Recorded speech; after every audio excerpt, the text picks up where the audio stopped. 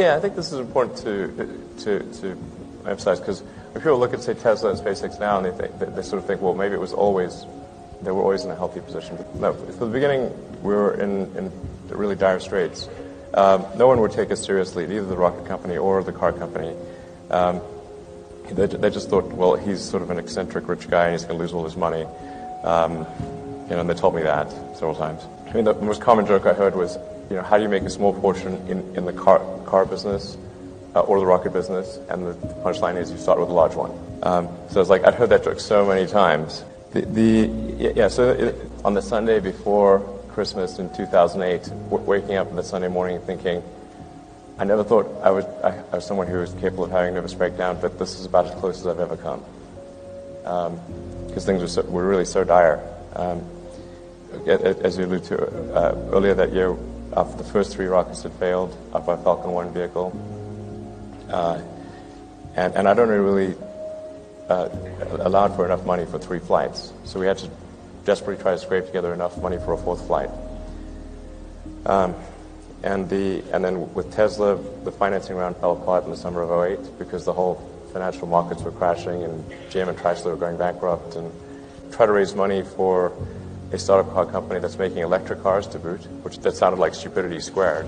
Investors would be angry that we even asked them. They would be angry about that. And in fact, the only way we were able to raise money to keep Tesla going was that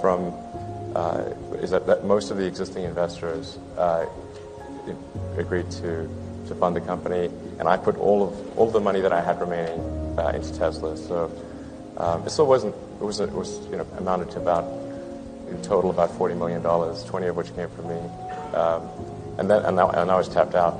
Had to borrow money for rent after that, and that tided us over into for about 6 months to May of 2009 when Daimler invested in Tesla, and that Daimler investment was really fundamental to the survival of Tesla. In fact, a lot of people think like somehow the government bailed us out or anything. That is actually not true.